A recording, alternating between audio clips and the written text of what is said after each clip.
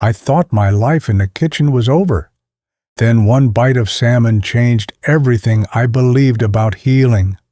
Every step across the kitchen tile felt like grinding glass, opening jars, carrying a pot of water, even folding laundry left my fingers throbbing. There's no poetry in that kind of pain. It's constant, stubborn, humiliating. Most mornings, I sat by my front window in Florida, sipping lukewarm coffee as I watched neighbors stroll by with their dogs. Their steps looked so light. Mine felt anchored, heavy, unwilling.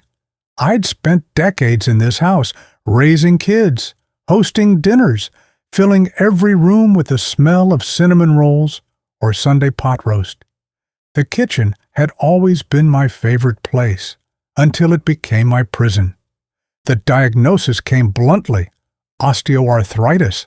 My doctor called it normal wear and tear. I hated that phrase. It sounded like I was some rusted-out car. He suggested anti-inflammatory medication, but the thought of relying on pills frightened me. I'd seen friends battle side effects: dizziness, stomach ulcers, fatigue. Lifestyle changes, he said, could help. Eat differently, move differently, think differently. At 72, that felt impossible. Who was I if I wasn't cooking the way I always had? One quiet afternoon, as sunlight slanted across the kitchen floor, my granddaughter Lily appeared, phone in hand, cheeks flushed from biking over. She was 16, brimming with energy, always laughing at things I didn't understand. She caught me wincing as I tried to lift a cast-iron skillet. "Grandma," she said softly, "do you remember when you taught me to make your apple pie?" "Of course I do," I answered, though my voice was tight from the pain. She hesitated. "Maybe it's your turn to take a class. There's one at the community center. Healthy recipes for seniors. They say it can help with joints and stuff." I laughed because it felt absurd. Me, a student? I'd been feeding people longer than most chefs had been alive. But her words lingered. That night, lying in bed, I stared at the ceiling fan and wondered, what if food could ease this pain instead of causing it? What if there was another way to cook, to live, that didn't mean giving up everything I loved? The next week, I stood outside the community center, gripping my purse like a lifeline. Through the glass doors, I saw a flurry of motion. Silver-haired men and women gathered around a long counter, knives glinting under warm lights. The smell of garlic and roasted vegetables drifted toward me, familiar yet foreign, without the heavy blanket of butter I'd always used. I almost turned around, but then someone waved. A tall woman with her hair twisted into a neat bun approached, smiling. "You must be new. I'm Patty," she said, handing me a bright green apron. "Don't worry, we all walked in thinking we knew how to cook. Turns out none of us knew how to cook for our joints." Her warmth disarmed me. I stepped inside, heart pounding, and was instantly swallowed by the hum of voices and the clatter of pans. The instructor, Chef Marco, introduced himself, a retired restaurateur with laugh lines and a storyteller's voice. He held up a fillet of salmon like it was treasure. "Omega-3s," he said, grinning. "Nature's lubricant for creaky hinges like ours." Laughter rippled through the group. I wasn't sure whether to laugh too or roll my eyes. But then he passed me the salmon, cool and slick in my hands, and, for the first time in years, I felt curious instead of defeated. The class moved quickly, chopping spinach, toasting walnuts, drizzling olive oil instead of butter. It felt wrong at first, almost rebellious. Where was the cream, The salt? But as I worked, I noticed something else. The way my hands forgot to hurt when I was focused. The way strangers' laughter eased the tightness in my chest. Harold, a widower with thick glasses, cracked jokes about his culinary disasters. Ruth hummed old hymns while slicing bell peppers. Even quiet Joe, broad-shouldered, steady, offered me a cutting board when mine slipped. It startled me how easily these strangers made space for me. When the food was finally plated, roasted salmon with lemon and fresh dill, vibrant green salad flecked with blueberries, I hesitated. Healthy food, in my mind, was always bland, punishment for indulgence. But the first bite shocked me. It was bright, rich, alive. My taste buds woke up like they'd been sleeping for years. As we ate together at the long table, something shifted. I'd expected recipes. Instead, I'd stumbled into a kind of community I didn't know I needed. Later that night at home, I stood in my quiet kitchen and stared at the skillet I hadn't been able to lift that morning. The pain was still there, yes, but underneath it, a spark, a whisper of possibility. For the first time in months, maybe years, I didn't feel quite so old, and that terrified me, because hope, I'd learned, is almost as heavy to carry as pain. But as I lay in bed, listening to the Florida night hum outside my window, I realized I wanted to carry it anyway. By the second week, I no longer hovered at the doorway of the community center, unsure if I belonged. I pushed the door open and stepped into the bustle of knives against cutting boards, the clink of metal bowls, the warm hum of voices rising over soft music playing from a corner speaker. The room already felt different to me, familiar somehow. My knees still ached, my fingers still stiff in the mornings, but there was something about coming here that softened the sharp edges of the pain. Maybe it was the smells, garlic sizzling in olive oil, fresh herbs crushed between palms, or maybe it was the people, their faces now less like strangers and more like the beginnings of a story I wanted to know. Patty waved me over as soon as she saw me, her apron dusted with almond flour. "You're late," she teased, handing me a cutting board. "Hurry up, we're making walnut-crusted chicken today." The words walnut-crusted made me raise an eyebrow. I'd grown up coating chicken in breadcrumbs, frying them golden in a cast-iron skillet. Walnuts felt like an odd replacement. Chef Marco must have seen the doubt on my face, because he laughed and said, "Trust me, you'll forget breadcrumbs ever existed." We set to work, the room alive with chatter. Harold was cracking jokes at the far end of the counter, pretending to taste test every ingredient before it even made it into the bowl. Ruth was singing soft, off-key hymns while slicing spinach so fine it looked like confetti, and Joe, the quiet man with the steady hands, stood across from me, silently chopping onions with an ease I envied. Every so often he glanced up, caught my eye, and smiled like he knew exactly how strange it felt to start over at our age. The recipe seemed simple. Crush walnuts, season with herbs, coat the chicken, bake until golden. But there was a rhythm to it that felt new. We weren't just cooking. We were learning to listen to our bodies, to swap what inflamed us for what healed us. Marco spoke about how walnuts were rich in omega-3s, how spinach brought antioxidants that helped joints recover. His words sounded almost magical, like each ingredient was a quiet promise my body might finally believe. Midway through class, Marco asked us to share why we were here. At first, silence hung heavy. Then Harold admitted he'd joined because his doctor warned him about his blood pressure. Ruth said she wanted to cook for her great-grandchildren without relying on takeout. When it was my turn, I hesitated. My throat tightened the way it always did when I spoke about things that mattered. "I used to love cooking," I said, my voice softer than I meant. "But when the pain started, I stopped. It felt like I lost a piece of myself. I came here hoping to find it again." The room went quiet. Then Patty reached over and squeezed my hand, flour dusting both our fingers. "You will," she said simply, and for some reason, I believed her. As the weeks passed, the recipes grew more adventurous.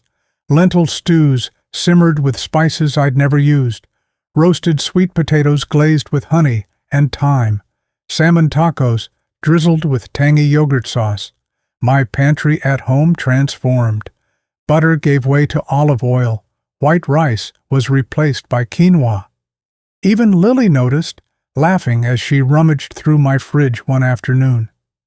"Grandma, when did you become so trendy?" she teased, holding up a bag of kale. But the real change came quietly. One morning, I realized I could stand at the stove for half an hour without needing to sit. Another day, I noticed my hands didn't ache as sharply when I kneaded dough.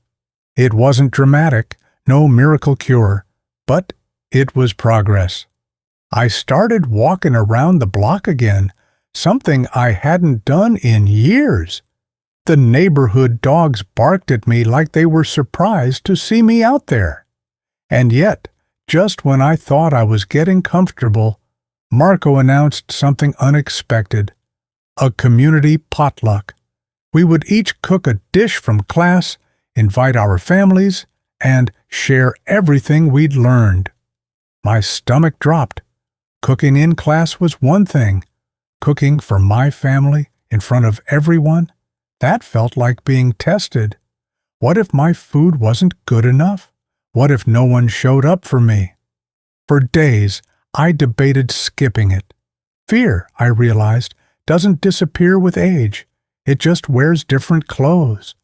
But the morning of the potluck, Lily showed up at my door, her hair tied in a messy bun, a grin wide on her face. "Ready to show off?" she asked. I almost said no, but something in her voice, pride, maybe, or faith I hadn't earned, made me pick up the walnut-crusted chicken I'd made that morning and follow her out the door. The community center was unrecognizable that night. Strings of fairy lights glowed against the windows. Tables overflowed with dishes in every color imaginable. Roasted vegetables, salmon cakes, blueberry salads. The air buzzed with laughter and music, families mingling, tasting, praising. Patty was already dancing with Harold near the corner. Ruth had somehow found a microphone and was serenading the room with a hymn. I set my dish down on the long buffet table, heart pounding. When Lily took her first bite, her eyes widened. "Grandma," she whispered, "this is amazing." The words hit me harder than I expected. For months, I'd felt diminished by pain, by age, by fear. And now, here was my granddaughter, looking at me like I was someone worth admiring again. Later, as we cleaned up together, Marco raised a glass.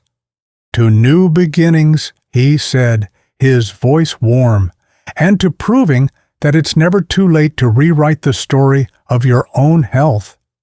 The cheer that followed was loud, joyful, unrestrained.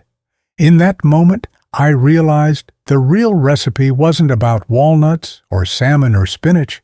It was about community, about refusing to give up on yourself, even when the world tells you you're too old to change. Driving home that night, my knees ached from standing all evening. But it was a different kind of ache, earned, softened by joy. And for the first time in a long time, I didn't dread the morning. I couldn't wait for it. By the time the potluck ended, I thought I understood what change felt like. But real change, I learned, doesn't happen in a single evening. It unfolds slowly, almost silently, until one day you realize you've crossed a line you never thought you'd reach. That night, as Lily and I walked out of the glowing community center, the Florida air thick with the scent of citrus trees, I felt lighter. Not because the pain was gone, but because something inside me had shifted. For the first time in years, I wasn't bracing myself for loss. I was reaching for possibility. The weeks after the potluck surprised me in ways I didn't expect. It started with the mornings. I used to dread getting out of bed, the stiffness in my knees so sharp it made me catch my breath. But gradually, I noticed it less. The first morning I stood up without holding on to the nightstand. I laughed out loud, startled, almost embarrassed at my own joy. The house was quiet except for the hum of the refrigerator.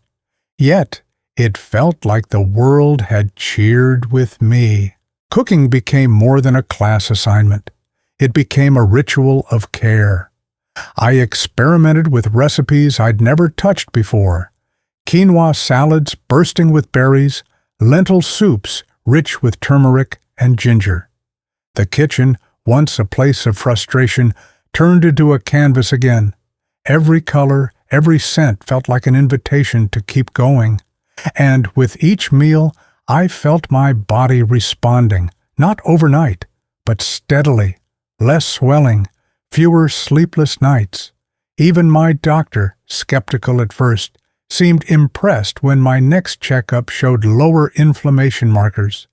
But the biggest transformation wasn't in my joints. It was in how I saw myself. Somewhere between the chopping and the laughter, I stopped thinking of myself as someone who was slowing down. I started thinking of myself as someone beginning again. One afternoon, Lily came by after school and found me kneading dough for whole wheat bread. "Grandma," she said, leaning against the counter, "you've been smiling a lot lately." I paused, hands covered in flour. "Have I?" She nodded. "You seem, I don't know, lighter." Her words startled me because I hadn't realized it was showing. For so long, I'd carried my pain quietly, believing it was invisible. But maybe the people who love you can always tell, both when you're hurting and when you're healing. As winter edged into spring, Marco announced another challenge. A community dinner where we'd cook for local seniors who couldn't attend classes themselves. It would be larger than the potluck, more public, and it would require all of us to cook side by side for hours.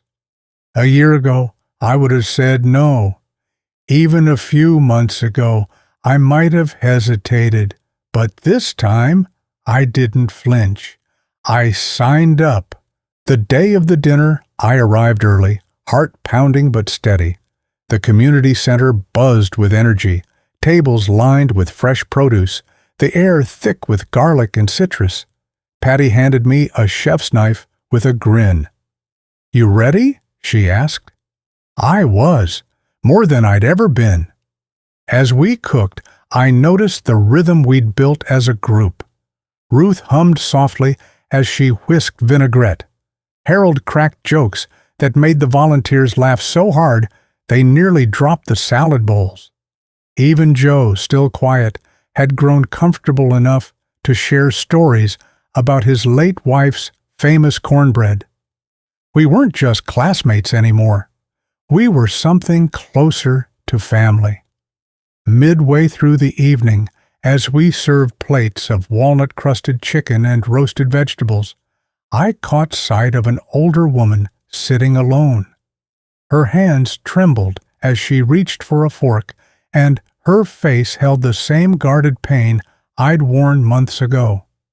I walked over, set a plate in front of her, and said softly, "This helped me. I hope it helps you too." She looked up, eyes wide. "You cooked this?"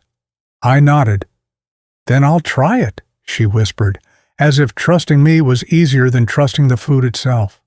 Watching her take that first bite, I felt something I hadn't felt in years. Purpose. Not just the quiet satisfaction of feeding someone, but the profound realization that my struggle, my pain, might someday ease someone else's. After the dinner, Lily hugged me tight. "Grandma," she whispered, "I want to learn how to make that chicken. Will you teach me?"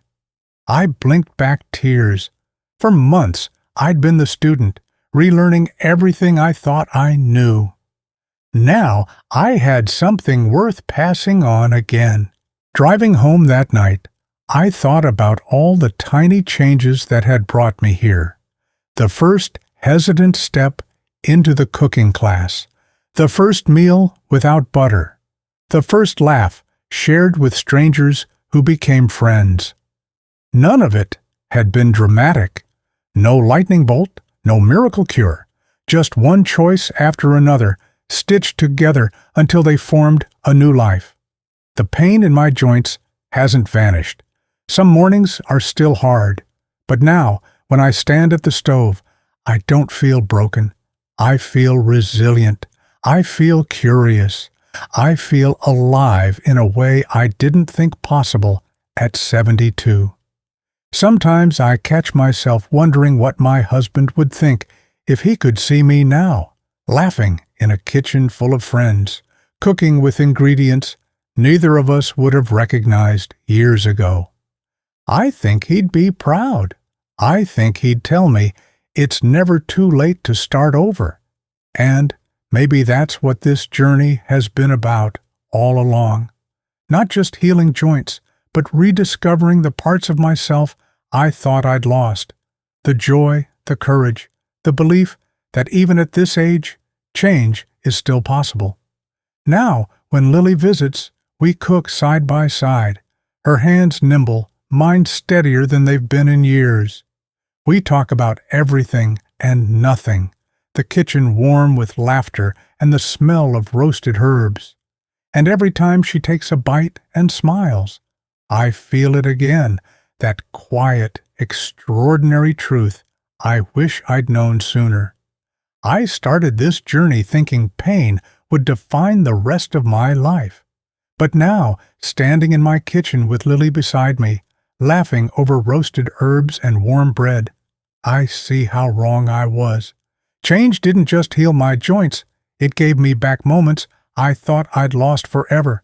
And if it can happen for me at 72, maybe it can happen for you too. All it takes is one choice, and maybe one recipe. And if you're wondering what happened when I took this change beyond the kitchen into the way I moved every day, stay with me. That next step surprised even me.